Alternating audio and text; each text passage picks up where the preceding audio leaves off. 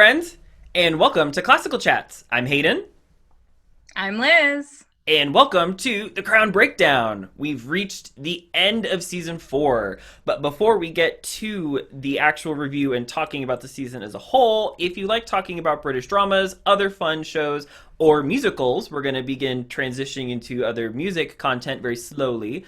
But if you enjoy all that, be sure to hit the subscribe button, hit the bell notification so you get notified every time that we upload a video, and let us know down in the comments below, what did you think of the season? Did you have the same thoughts that we do? What are some of your musicals that you would like us to review in the month of February as we go to things that we love? Very apropos for the month of February. And also just let us know how we're doing. But if you enjoy The Crown, stick around, especially towards the end where we go over the entire season of what the show got right, got wrong, where they were in this weird gray area, and just talk about the season as a whole. But Liz, we've made it to the end of the road. We got to the end of the season. We did. We got to the end of the season, and this episode was not cute. No, No. no. It was It, necessary, but it wasn't cute. it was very necessary. It wasn't cute. So this episode is titled War, and we very much feel and see that we are at war. There are some three main points that this episode hits. The first being that Margaret Thatcher's political party and everything turns on her. We're in 89, 90. This episode kind of straddles between 89 and 90, but it spends more time in 1990. Margaret Thatcher's fallen from power. Her party has turned on her. What did you think of just all those scenes where she's like white knuckle trying to stay where she is and she's losing? It's so hard seeing somebody have the rug pulled out from underneath them. Whether or not you like the person, sometimes it just sucks seeing somebody struggling to hold on to what they have so hard. And she did some things that really led to this. It wasn't like this was out of the blue, there was some kind of coup. No, this was because of reasons. But it's still unfortunate and hard to watch her basically fall from grace and kind of be Julius Caesared in a way. Yeah, she really, the way the show depicts it is, which is accurate to history, is that, one of her aides, I forget where he falls in the ranking, I apologize, but he resigns and he has a call to arms where he, in words, stabs her in the back and condemns her Yeah. and leaves. And what did you think how we got to see Margaret Thatcher cry? It made her human. And I mean, her nickname is the Iron Lady for a reason. She was cold, she was calculating, the way that the world got to see her was very serious and intense. And so we didn't really get to see a soft side of her. And that's how she's kind of been portrayed throughout the series, throughout this season. And then seeing her break down just brought back the humanness of her. And I feel like they could have done without this, but it makes a great transition in understanding her character when then later in this episode she gets the award from the Queen. Yes, I very much agree. I remember when I first saw it and just the power where she gets back into Downing Street, everybody's against her. She's also in all black. And she Mm-hmm. goes upstairs into the private residence. She just has herself a good little cry. And yeah, I remember, when Meryl Streep was in the film The Iron Lady, and Mm-hmm. she's always depicted as just a stern, strong, cold, doesn't care. And Gillian Anderson did a really good job this season. So it was very powerful, this seeing her vulnerability. We saw that early on Absolutely. in the favorites episode when her son went missing. Mm-hmm. But this episode in particular, I think, really humanized her. So the this actually kind of becomes a side story where the Yeah. queen has a meeting where she talks and goes, "Hey, your party's turning against you. we need to talk about this, and she doesn't want to talk about it. No. And then she Yeah. calls an emergency kind of an emergency meeting. I don't quite know if it is, where she asks the queen to dissolve parliament, Hmm. which is one of the few constitutional allotted powers that the queen has. The prime minister Yeah. can request it and she can follow through, or the queen can just do it on her own. But she Yeah. refuses, which I think is, I remember writing down in my notes. I was like, why is she asking to dissolve parliament? Why is she asking to do this? As somebody who has been in a position of power and had the rug pulled out from underneath me, sometimes you are just grasping at straws, and sometimes it's to save relationships, sometimes it's to save the power that you have, but sometimes you're just grabbing because you know you're falling. Mm-hmm. And so it's almost like well, if the queen dissolves parliament, then it must be their fault and not mine. Yes, and she's trying to find a way to try to keep the power where if I get rid of all of them and get new people in, then maybe I'll be able to stay. And the queen just looks at her and goes, no, because A, B, C, and D, you're not in favor anymore. And I think you should just do nothing and just bow out gracefully before things get too out of hand. Now, Yeah. this does resolve itself quite nicely later on in the episode, which further solidifies that this is kind of treated as a side plot. Further on in the episode, after Margaret Thatcher does leave, she leaves Downing Street. She is no longer prime minister. The Queen requests to see her, and she gives what's called the Order of Merit. And the Order of Merit is the highest civilian honor that the sovereign can give. Only, and it is true, only 25 recipients can have it at one time. And in order for it to be given out again, you guessed it, someone has to die. And there's an opening, she gives it, it's a wonderful moment, and they sort of, this season there's a lot of they like start together and then they really branch apart, and this was a nice way to just tie loose ends and put a nice bow on this story. But would you agree that this episode is primarily Charles and Diana focused? It's so this episode is one of the very few that I feel is half and half. And it's for the first half, we really focus on Margaret Thatcher and then get a little bit of Diana and Charles and then finish up with um, Margaret Thatcher and the Queen and then completely shift to Yes. Charles and Diana. So I would say it's more of like a 2/3 of one-third of the other. Yeah, I can see that. It is, they tried to keep it equal, but it does eventually become a mainly, I think in my opinion, like, mainly about Diana. Absolutely. I would say like the first half of the episode is 75% dedicated to Margaret Thatcher and the Queen, and then everything else is Diana focused. So one of the big things about this episode and the end of the season is it's Diana's first solo tour representing the crown, and she did go to New York, and it was a complete success. Everything about that, at least the headlines in the press, is true. She came. America fell in love with her, and in some ways they still love her. But one of the biggest things is that Charles and Diana are officially at wit's end. They cannot stand each other. They cannot be around each other. But can we talk about, again, how rad of a mom Diana is when she goes to visit William? Oh my God. Oh my God. Just the difference between her and Charles watching. Is it rugby? Yes. I don't do sports. Yes, it was rugby. Okay, yes, you got it. But the difference in their parenting styles is so obvious at that rugby game. And it's just like, yeah. And he's just like,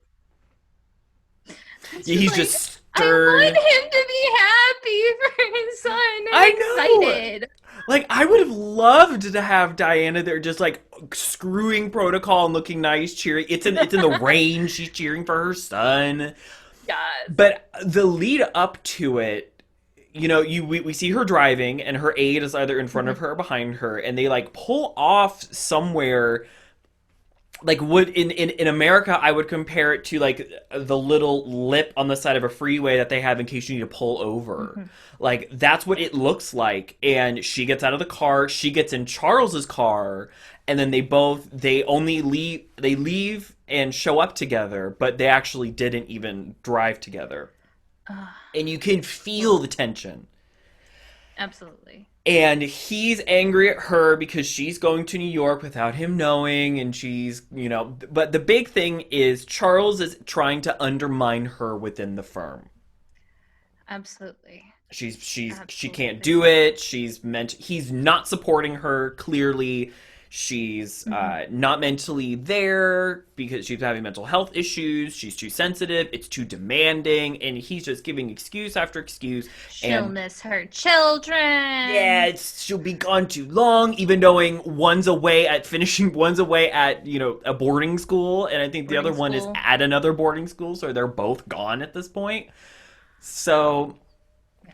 it's a little, you can feel that he's not supporting her at all. Absolutely. And it then crescendos to where moderately where there's this like dog fight, my horse is bigger than your horse, between her Hmm. office and his office, and she's just kind Yeah. of standing there staring at the floor.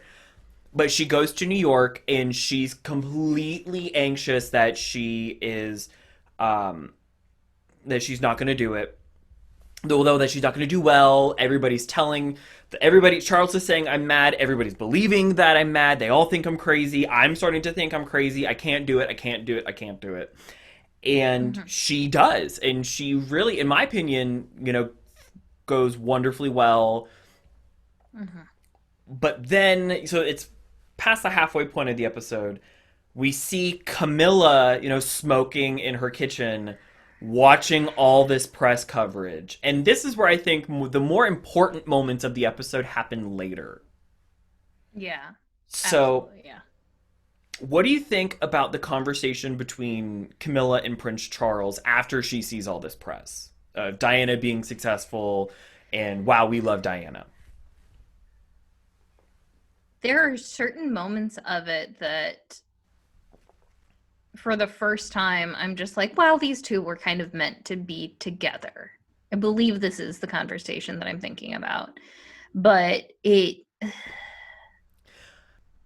you kind of get to see from Charles' perspective just slightly how infatuated he is with her.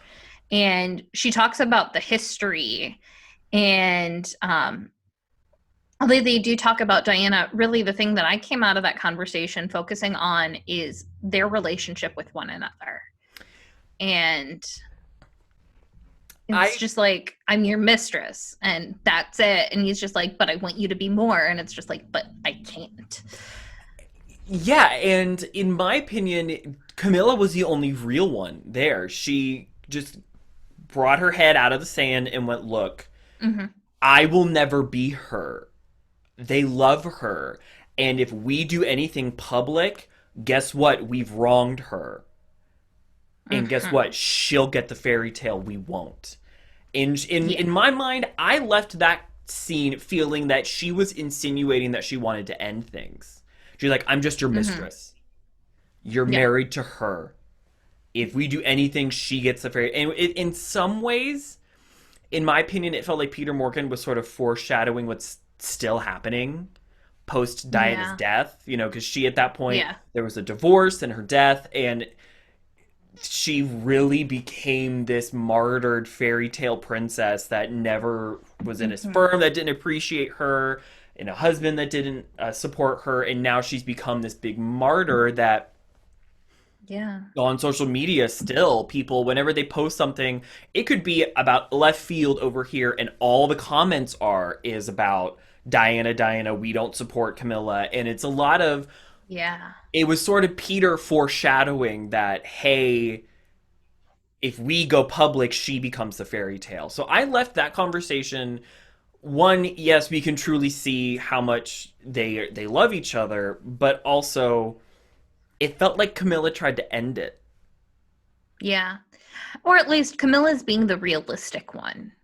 I agree. She's being real, like, hey, we can still be over here, but we can't be public. We cannot be Yeah. public. Then Charles visits Diana at Kensington Palace, and all Diana wants is for him to go, look, you proved me wrong. You did great. Bada bing, bada Hmm. boom. And what does he do instead? He gaslights her. Oh, it's so infuriating. It was so how his repeated dig at her this whole season, this fictitious Charles dig at this at the fictitious depiction of Diana is how selfish she is. Selfish, self-serving. You're doing this, you're doing that, and he seems to be the only one that has a problem with her. Everybody else loves Yeah. her. Clearly, that the press love her, but no one in the family's told her no. Mhm. If anything, they either love her or are indifferent. It's just like, Mm-hmm. eh, eh, It's like you're here. you're You're here. doing a great job. Keep up the good Maybe I work. don't love you as a person. Keep up the good work. I've not taken the time to really get to know you because I don't need to. Mhm. And one of the biggest things he brings up is what you did in New York hurt Camilla. You upset Camilla, you hurt her, therefore you hurt me, and I hate you now. And she, in my opinion, is justified going, why would I care about her? Why would I care about her? And he goes, because I care. And then he openly says that he's given up on the marriage. And how mad did that make you? Super mad. Like every single time. It's like he, throughout this season, it's just like, okay, I'm getting married to appease my family. He gets married, and then it's just like, I don't want to be married to her anymore. I'm done. I'm Mm-hmm. done. I'm done. I'm done. Get me out of here. Get me out of here. Get me out of here. I'm done. Like, like a pretentious little annoying child saying, I'm done with this. Mm-hmm. Mm-hmm. I very much agree. Thank you for buying me this toy. I hate it now. Yes, I will never play with it again. yes. And when she tries to get support or anything from him or do anything to appease him, all she gets is daggers back. And it really is this animosity and you can really feel this hatred and tension that Peter Morgan is trying to paint. In leaving this conversation, I wanted Diana to slap him. Like when he goes, Oh, I refuse to be blamed for this. I wanted her to backhand him. Just yeah. give him the what for that he clearly deserves right now because he is not being a great character. But then Absolutely. so Diana is, in my mind, we see what, we're in the 90s at this point, but we see a very powerful moment where she's in this big fit, she's in a tizzy, she's having a manic episode, and she goes into the bathroom to go to purge again, and she stops. Mhm.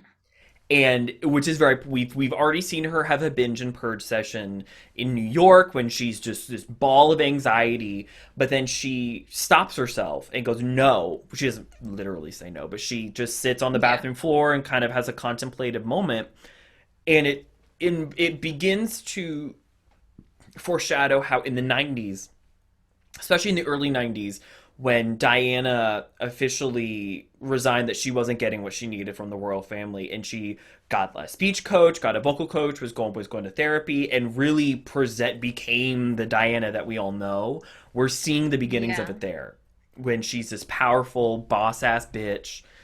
We see the beginnings of it where she stops herself from having a purge. Yeah. But then it's now Christmas. It's Christmas 1990. They're in Sandringham. Yes. All the royal Christmases that are depicted in the show look fun. I've heard mixed reviews and readings that royal Christmases are kind of touch and go. They get each other gag gifts instead of like earnest gifts. No, of course. And if my memory's right, they open them all Christmas Eve. They have opening on Mhm. Christmas Eve, and they go to Sandringham. In fact, Christmas at Sandringham was off and on in the 80s. Actually, most of the 80s Christmas was at Windsor, and then late in the 80s they went back to Sandringham. But there's two powerful conversations that happen. One, I was, snapping over here in the corner, going, read him to filth. And the other one was more sensitive and wonderful. What did you think of the conversation between the Queen and Charles? Oh my God. Well, so I rewatched it today Mm, and my mom happened to come in near the end of the episode when I got to that point and she's just like she's spitting some truth or something along the lines of I forget exactly what she said, but she said something like that was a really good speech or that was really true or but it's so direct and it's so well said and obviously well written because of it being so well said, but direct. And it's just like, this isn't all about you. Not hmm everything is about you. Get your crap together and just deal with it because you are not the center of the universe. You are not the king. You are not this all powerful, almighty person. Check yourself and deal with it. We've dealt with it for years.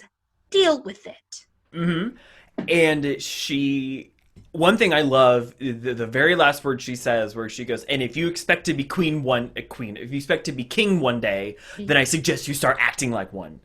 And that hit me in my core when she was. Oh, yeah. This is very much a parent yelling at a child who is clearly messed up and is Mm-hmm. continually messed up. Because yes, Yeah. she's right. They are all having to deal with the fact that because he's betraying Diana, she's now spiraling Mm-hmm. out. This is a clear. Yeah. We see A and B's happening, and I just loved. Yeah, she spit in facts. She put him in his place. But the last powerful conversation that ends the season is between Prince Philip and Princess Diana. And one, when he enters her room and she's in the turtleneck sweater and jeans getup, my mom has that exact outfit. I have seen my mom wear that Of course she outfit does. numerous times. When I saw it, I was like, oh, I remember turning to my mom when we first watched it over Thanksgiving, the first watch, and I said, I see where you got that outfit from. Um, Well, but we have this wonderful moment where we get to understand exactly, we get to see a moment of Philip being an actual advocate for Diana. He's checking in yeah. on her, he's asking, and he doesn't necessarily put her in her place, but No. he basically says, I think you're on the wrong page here. We all feel the same way you do because the queen is at the center of the universe. She's the Yes. important one. We all just fit in somewhere. We're all lonely. We're all miserable. This is just the way it Yeah. is. What did you think of this last conversation? Part of me was waiting for it to escalate or something like that, and it never really did. And I appreciate that Mm-hmm. because it's it would be so easy for it to be like, no, get your crap together, kind of like what we saw between the Queen and Charles. Mm-hmm. Um, but it never escalated to that point, and it was also very endearing because although different generations and different genders, they are both playing a very similar, if not the same, role, Mm-hmm. Which is the consort. which is the consort. They married somebody who is either queen or potential king. It's this wonderful, Yeah. tender moment where he's like, hey, yeah, I get it. I get it.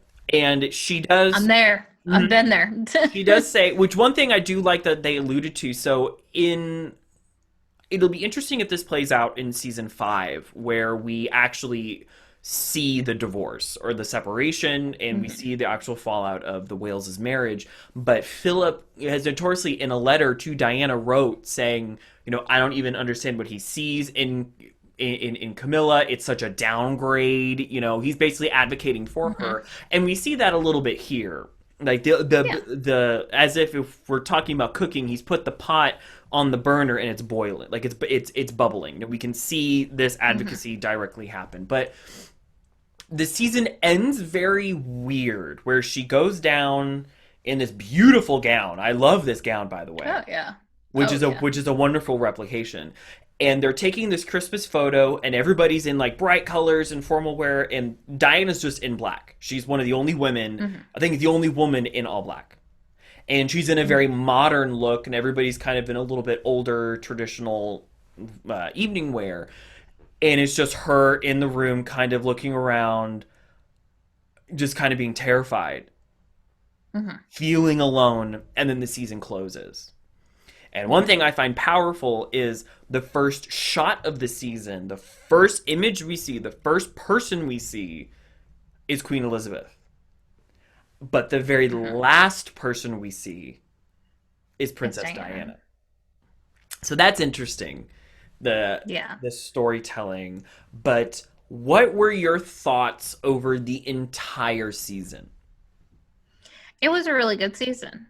It was a really, really good season. And I feel like once we kind of hit this point in history, because obviously the first three seasons are going in chronological order. We're going through history, Peter Morgan's version of history. But this is such a huge popular part of Queen Elizabeth's life, and because of Diana, and Mm-hmm. because of how popular Diana is. And so I feel like with the focus on Margaret Thatcher at times, Gillian Anderson played her fantastically. She was Beautifully. fantastic. She was terrifying, Perfect. which was the goal. Yes. She achieved Exactly. that. Um and Diana was just perfection. And I feel like this point in royal history has so many interesting characters that it just led to a really interesting, fun season. Yes, they really. Peter Morgan picked a lot of really great episodes, and one of the things I really appreciate is we spend. It's one of the more personal seasons in that there's a lot of conversations that are a lot of speculation. There isn't a lot of replicated Yeah. history in the sense of here's a speech, here's a literal video of it, because now we're in an Hmm. era where if you want to watch it, we just go on YouTube. So I Yeah. really appreciate that there's a lot of personal interactions. You know, you can visit Highgrove, but you can't go inside the house. Hmm. So I appreciate that we got to spend time at Highgrove. We got to see Highgrove. We got to Yeah. we didn't spend a lot of time in Buckingham Palace. We spent a lot of time No. outside Buckingham Palace, which I really Mhm. appreciated. Um, but I really liked this season, but I personally had some issues with it. Being the one that's more educated in British royal Oh, history, yes. I had some issues with it. So, what did the season get right? What did the season get wrong? So, of course, the big moments in history, the Michael Fagan break in, the Falkland War, going to Barbados to talk about, or no, the Bahamas to talk about Hmm. sanctions against apartheid, when Margaret Thatcher came in, when Margaret Thatcher left, Hmm. like key big historical, the wedding of the Duke and Duchess of York, um, those big moments, of course, yes, they got. Yeah. But other things that they did get right. Prince Charles did date Princess Diana's older sister, Lady Sarah. Hmm. They did date.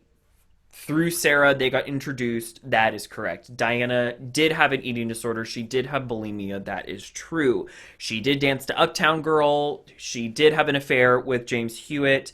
There was a skiing accident where Charles almost died. The way Lord Mountbatten died was correct. That is how he died. Um, the Margaret Thatcher's son going missing, that was correct. So there's, as you can see, there's a lot of things that happened that were correct, that the season did get right. Hmm. The biggest thing that critics have come out in saying is the depictions of characters. They don't talk about the Hmm. events, they talk about the characterization not being correct. And the biggest one that Yeah. I actually have a problem with is the marriage between Princess Diana and Prince Charles. That, in my Hmm. opinion, I understand what Peter Morgan's doing. He's trying Hmm. to show how we got from oh my goodness they're in love to 1996 when they divorced and in Yeah. 92 when they split. He's trying to show in a very short period of time that Charles was unsupportive, and Diana, in some ways, was a victim of the system. So I can understand what he's Yeah. trying to do. He's taking Mhm. liberty to show this pain. Yes. Yes. However, there's some things he left out that I think could have better colored in the situation. And the biggest Mhm. thing that I will ask is, throughout the season, when we see Diana in season 4, her eating disorder is this underpinning, and we first see it in episode, I believe, episode 3, when they're getting either episode 3 or episode 4, when it's the wedding episode, when she moves into Buckingham Fairy tale. Palace. Yeah, fairy tale.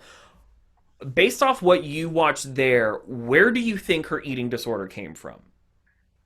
I don't think it was necessarily explained very well, but from my understanding, more than likely she had some form of this coming into events, and then it got worse as pressure built. Yes, so that is correct. She walked in already having it because,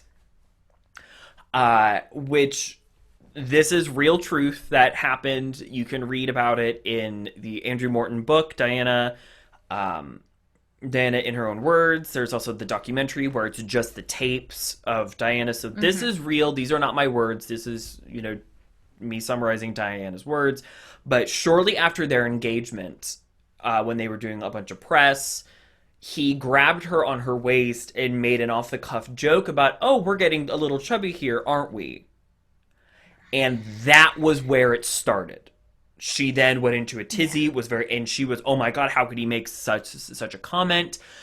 And then that is where her eating disorder began. She then got such a Hmm. high and relief from her first purging session that it then became a habit. So the show doesn't really Yeah. go into detail that these are her words, this is where she says it happened. We don't see that. Hmm. But that's one thing that I felt could have colored it in a little more. We now know, we don't really Yeah. know where it came from. We know she was bulimic. She went on the record and said she was. That Hmm. could have helped. And Yeah. another thing that the show portrays, and I'll ask, did you think Charles ever left Camilla at all during during the marriage?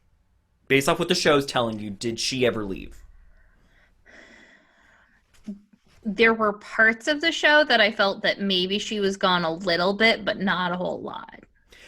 And this is another thing where it sort of relates. I'm not advocating for Prince Charles in some sense because, in my opinion, both parties were at fault in the relationship. Feeling it was a Hmm. big miscommunication, but that's my own opinion, and I digress. I wasn't there. I'm not them.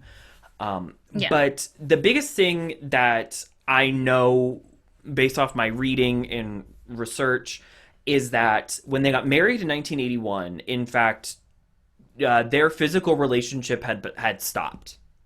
They were Hmm. close.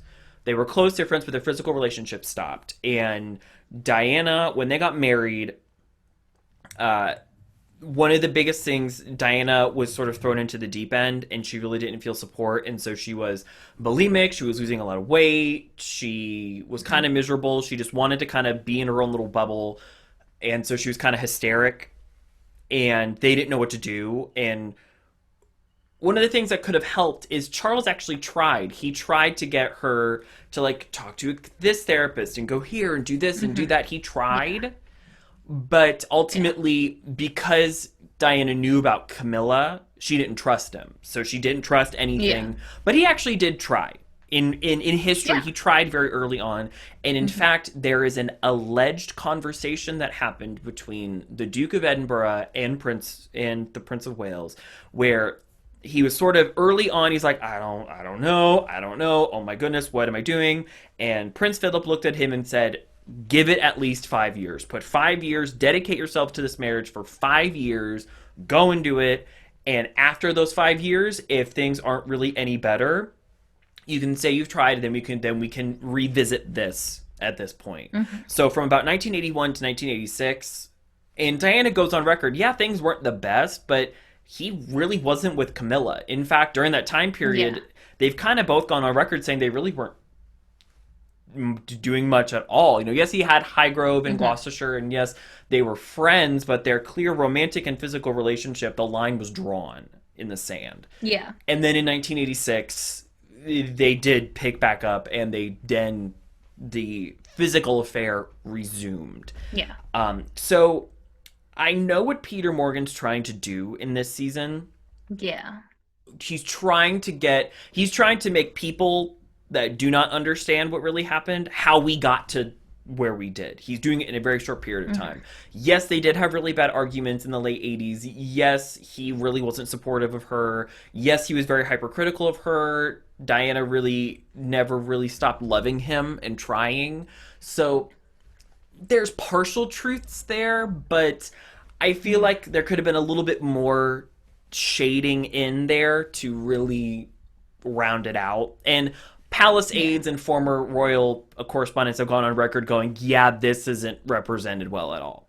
It's almost like this season is, I like to compare it to a coloring book.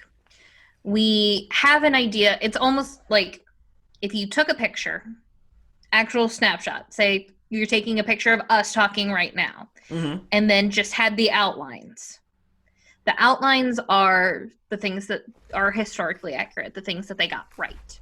Mm-hmm. And then Peter Morgan is coloring in and filling in. And sometimes it's accurate to form. Some things he hasn't seen, he didn't pay attention to, he was not there.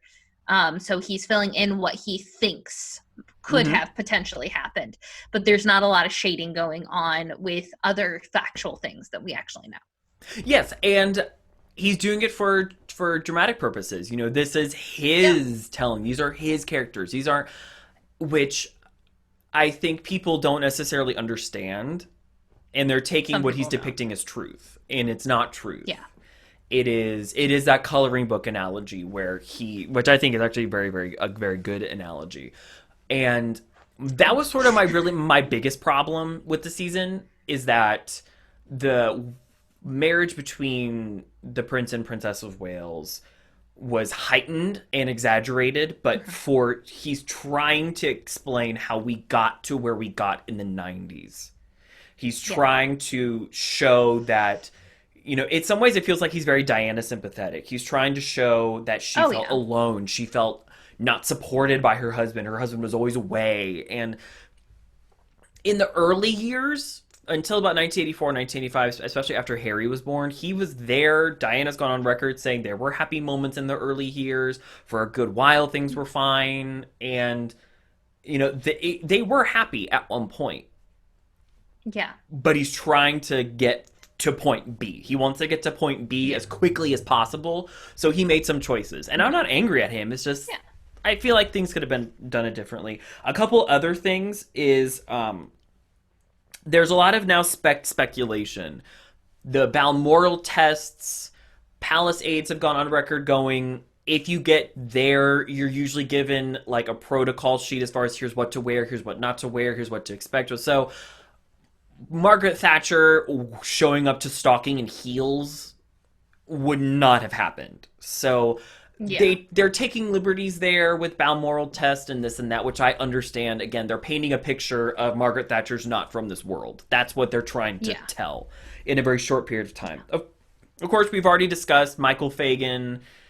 That Mhm. episode is very much rooted in speculation. The Yes. other thing is the episode of uh, where it leaks to the press how much the Queen doesn't approve of the Prime Minister. That's rooted in speculation. So there's a lot that he got the coloring book. He saw, oh, okay, I could do this with it. Instead of coloring the grass green, he colored the grass blue. He Hmm. took liberties, but overall, for dramatic purposes, I thought it was successful. What did you It think? worked. I definitely agree. It worked. This isn't a documentary. It is Mm-hmm. a dramatization, which unfortunately some people kind of miss that point. Yes. As we seen with the whole fighting of there should be a disclaimer at the beginning that this is fiction and not all fact. And Well, and Peter it, I Morgan. mean, Oh, sorry. Go ahead. No, go ahead. Well, Finish. Peter Morgan has even gone on record saying he doesn't want to get too close to this modern age because then it feels like a documentary in journalism, and he Yes, doesn't want to do that. He's telling a fake story. You know, absolutely. these are characters, granted Mhm. historical characters, but they're not real. Yes. These characters aren't real. This, yeah, this is historical fiction. Mm-hmm. And for some people, they really don't get that.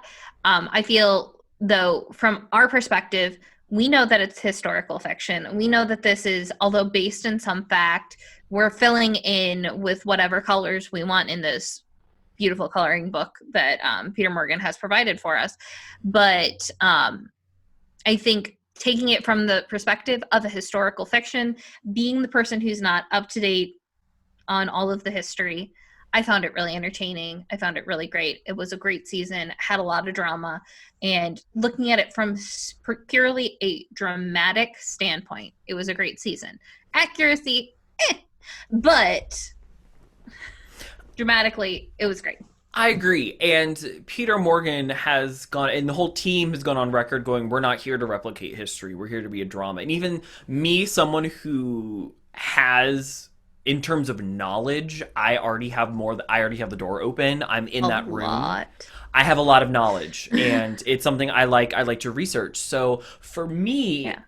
I enjoyed this season more in the line of, ooh, what if this really did happen? What if they actually did Yeah. have this argument? What if it was, I very much enjoyed the whole trying to like put the real person's face on the fake person's face and try Mm-hmm. to like, oh, it'd be so awesome if this really happened. But I knew walking into it, one, it's Peter Morgan, so it's going to be very high quality, but two, Mm-hmm. it's not real. This is just Yeah. a fake. So, would you rewatch this season for a 95th time? Because I know you've watched it many times. So for me, I think it's definitely a rewatchable season. I've just watched it too many times recently. Yeah, I would want to And take a that was break. for our research pieces. And I mean, like maybe year and a half from now, maybe say 2022 Christmas break, sit Hmm. down and binge watch all of The Crown again. I could definitely see myself doing that. Definitely. I can as well. It's so. The episodes go by really fast, which is what I really like. And this was a very high quality season. And I'm Yeah. excited. I'm excited for season 5, but also anxious for season 5 because we have a completely new Yeah, it'll be cast again. interesting. I know Emma Corrin is coming back for a Diana flashback. They've already gone on record, Okay. much like how Claire Foy this season came back Mm-hmm. as the Queen. They've already said they want because the pub we've resonated so much with Emma Corrin. We love her, Oh yeah. so they already Yeah. want her back. It'll be interesting to see the next season. We're getting into years that you and I were actually alive in, which Hmm. is um we're getting into history that is very much something of our lifetime. Hmm. I'm curious to see how they'll handle 1992 because 1992 is what the Queen has gone on record of being her annus horribilis, where Windsor Castle caught fire. Yeah. Her Princess Anne got a divorce. The Duke and Duchess of York separated and then divorced, and then the Prince and Princess of Wales separated. So Yeah. it wasn't a good year. Did we do the thing? We did the thing. We did the thing. So go ahead and check out all of the links below. If you enjoyed us, we also have a podcast called Classical Chats with Hayden and Liz, where we talk everything from the concert hall to the screen and shit on everything in between. So everything is linked down below for that. Make sure to subscribe, hit the like little thumbs up, hit the bell notification. So after you've subscribed to us, you get notified of our uploads. Make sure to leave comments down below. Tell us what you liked. Tell us what you didn't like. What did you think of this season as a Mm-hmm. whole? And also, as Hayden said at the beginning of the episode, if you have any suggestions for what we should review next, go ahead and put that down in the comments down below. Um, Everything is linked down below. Find us on our social medias. We have a Twitter, we have an Instagram, we have a Facebook page, we have an email if you want to reach out to us there as well. But with all of that being said, have a wonderful week and Stay royal. bye. Bye.